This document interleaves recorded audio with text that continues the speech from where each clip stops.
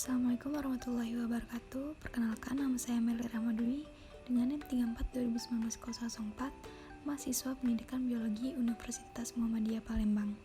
Di sini saya akan membuat video mengenai perhitungan validitas dan reliabilitas dengan permodelan RAS menggunakan aplikasi WinStep. Nah, jadi di sini sudah saya siapkan data-datanya, di mana terdapat 10 item dan 10 responden. Kita kecilin formatnya dengan klik format, column width, dan kita ganti jadi 1,43. Dia akan mengecil seperti ini. Selanjutnya kita save as, akan kita simpan menjadi data PRN.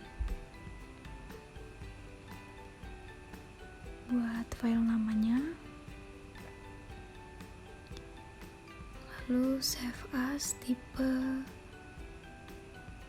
format teks. Nah, ia akan mengecil seperti ini. Lalu kita buka aplikasi WinStep-nya, klik Control Dataset Up. Nah, nanti akan muncul seperti ini.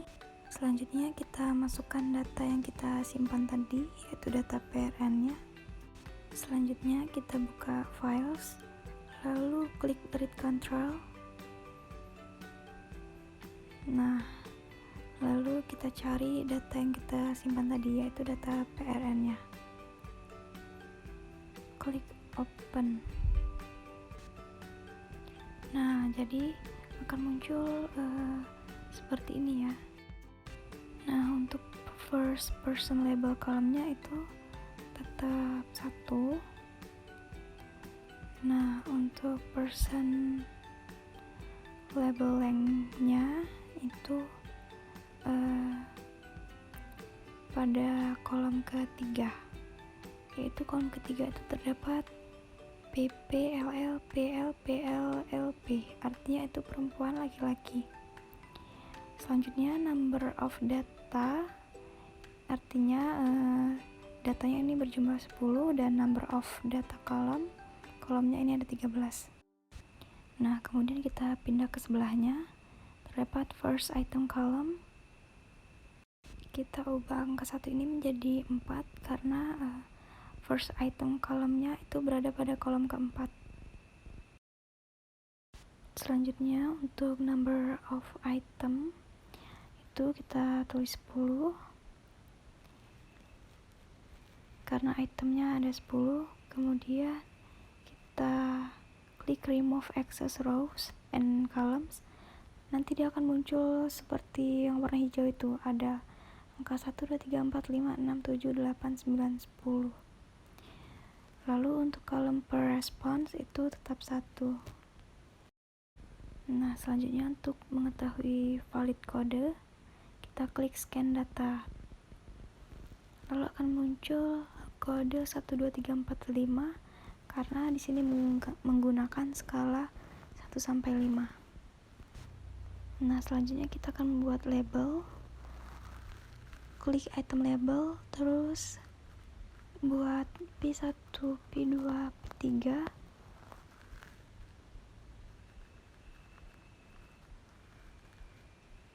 P3, P4, P5, P6,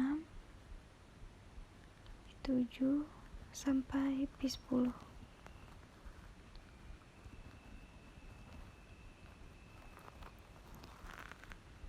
Nah, jadi labelnya ini akan muncul seperti ini, P1 sampai 10.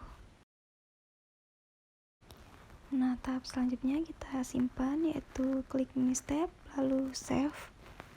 Kita save dengan nama data WinStep fix.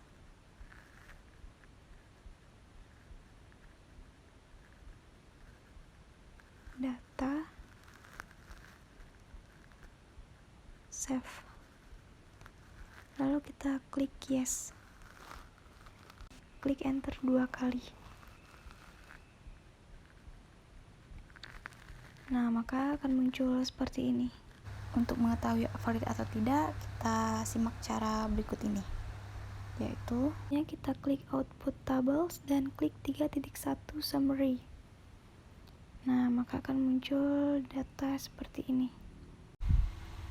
Nah, di sini terdapat summary of 10 measure person dan summary of 10 measure item. Nah, di sini kita akan menafsirkan tabel 3.1 itu summary statistik.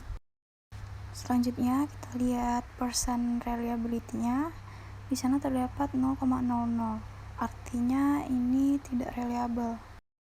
Tidak reliable karena pada uji Cronbach alpha jika di atas 0,7 maka dikatakan reliable. Sedangkan ini di bawah 0,7 maka dikatakan tidak reliable. Nah, di situ terlihat bahwa Cronbach alpha-nya untuk skor tes reliability-nya 0,00. Artinya di sini tidak konsisten. Di mana untuk interaksi person dan itemnya ini tidak bagus.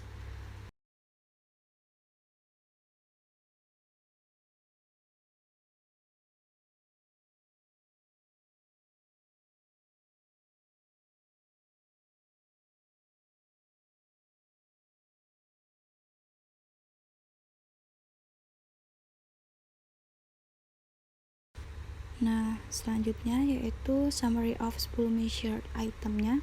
Di sana juga terlihat bahwa item reliability-nya itu 0,37. Di sini juga dikatakan bahwa ini tidak reliable karena menurut uji Cronbach alpha dikatakan reliable apabila di atas 0,7. Nah, jadi inilah penafsiran dari tabel 3.1 itu summary statistik. Selanjutnya kita akan masuk ke penjelasan yang berikutnya, yaitu kita kembali ke data sebelumnya.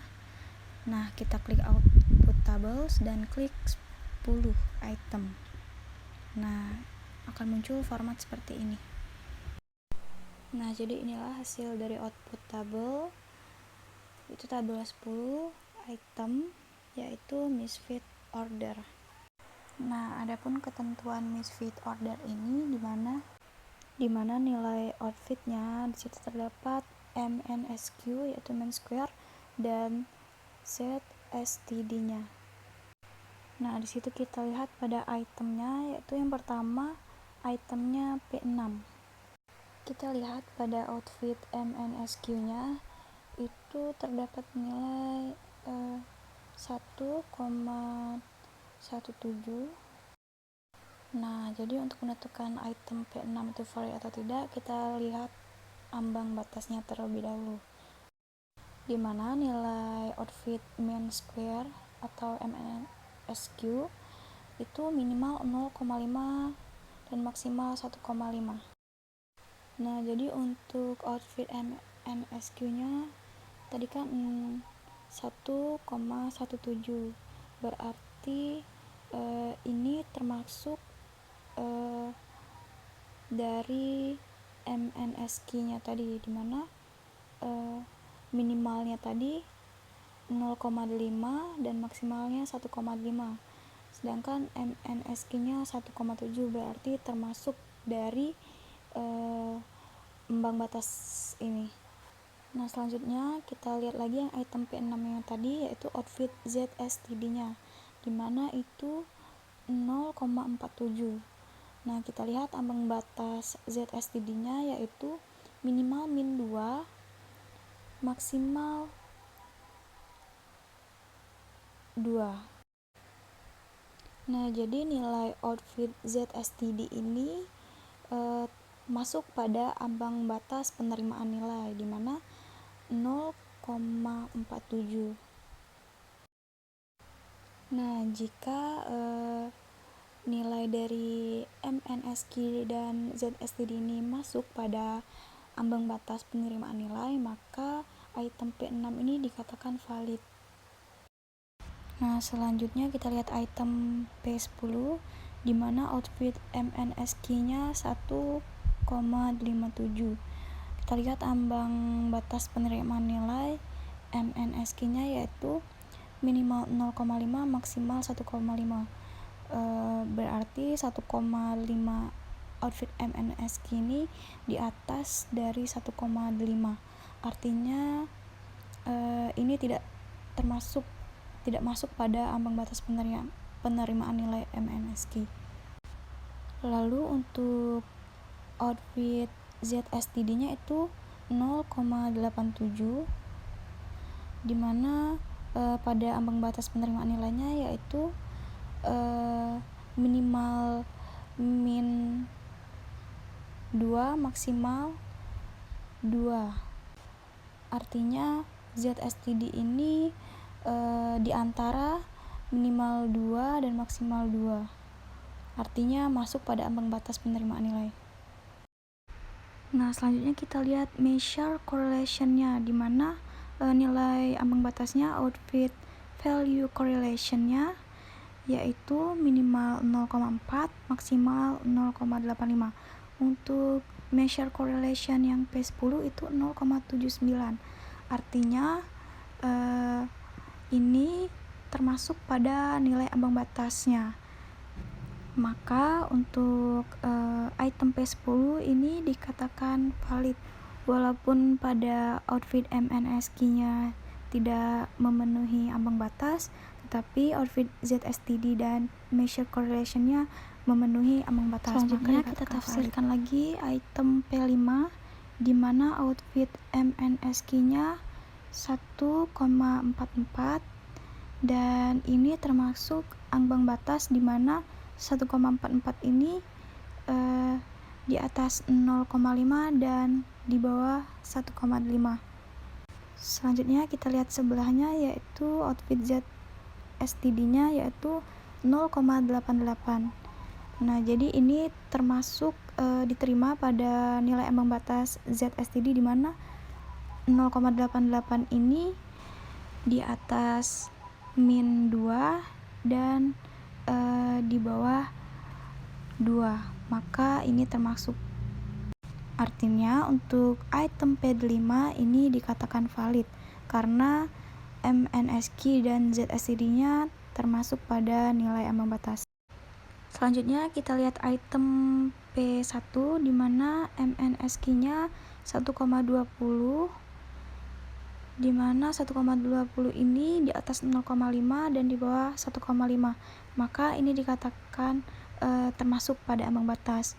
Untuk ZSTD-nya itu 0,50, di mana 0,50 ini di atas min 2 dan di bawah 2, maka ini juga termasuk pada penerimaan nilai ZSTD.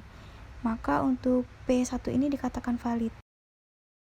Selanjutnya kita lihat lagi item P2 di mana MNSK-nya 1,17. Artinya 1,17 ini di antara 0,5 dan 1,5. Artinya ini termasuk diterima pada nilai ambang batas. Untuk ZSTD-nya 0,47, di mana 0,47 di antara min 2 yaitu di atas min 2 dan di bawah 2. Maka jika MNSK dan ZSTD-nya masuk pada nilai ambang batas, P2 ini dikatakan valid. Item P2 ini dikatakan valid. Selanjutnya kita lihat lagi item P3 di mana outfit MNSK-nya 1,04. 1,4 ini termasuk pada penerimaan nilai ambang batas MNSK, di mana 1,04 ini di atas 0,5 dan di bawah 1,5. Sedangkan untuk outfit ZSTD-nya yaitu 0,24, di mana 0,24 ini di atas min 2 dan di bawah 2. Artinya ini termasuk pada penerimaan nilai ambang batas. Maka untuk MNSK dan ZSTD-nya masuk semua, ini dikatakan valid. Item P3 ini dikatakan valid. Selanjutnya kita lihat lagi item P7 di mana outfit MNSQ-nya 0,94, dimana 0,94 ini di atas nilai ambang batas 0,5 dan di bawah 1,5, maka MNSQ-nya termasuk pada nilai ambang batas. Untuk ZSTD-nya 0,19, dimana 0,19 ini di atas dari min 2 dan di bawah dari 2, maka ini termasuk pada ambang batas penerimaan nilai ZSTD.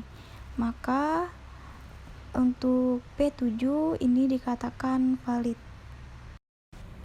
Selanjutnya kita lihat lagi untuk item P8 nya, dimana outfit MNSQ-nya 0,66, dimana 0,66 ini di atas nilai ambang batas minimal 0,5 dan di bawah maksimal 1,5.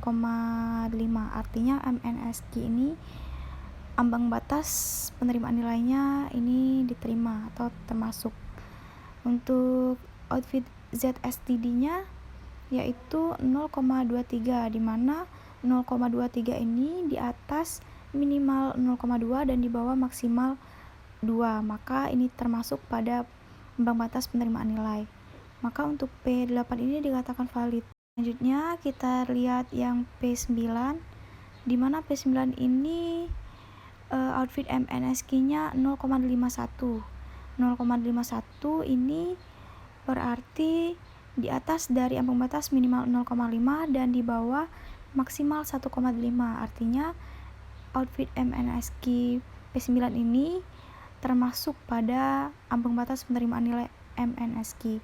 Untuk outfit ZSTD-nya yaitu min 0,43, dimana untuk ambang batas penerimaan nilai ZSTD-nya yaitu min 2 dan maksimal 2. Artinya min 0,43 ini di atas dari min 2 dan di bawah 2. Artinya ini diterima pada penerimaan nilai ambang batas ZSTD.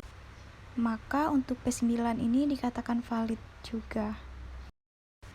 Selanjutnya untuk yang terakhir yaitu P4, dimana untuk outfit MNSQ-nya 0,28, dimana untuk nilai ambang batas MNSQ ini yaitu minimal 0,5 dan maksimal 1,5. Jadi outfit MNSQ P4 0,28 ini tidak diantara dari 0,5 dan maksimal 1,5. Artinya P4 ini tidak termasuk ambang batas MNSQ. Lalu kita lihat sebelahnya yaitu outfit ZSTD, dimana untuk P4 outfit ZSTD-nya yaitu min 0,91, dimana untuk ambang batas penerimaan nilai ZSTD yaitu minimal min 2 maksimal 2, maka untuk ZSTD min 0,91 ini termasuk pada ambang batas penerimaan nilai ZSTD.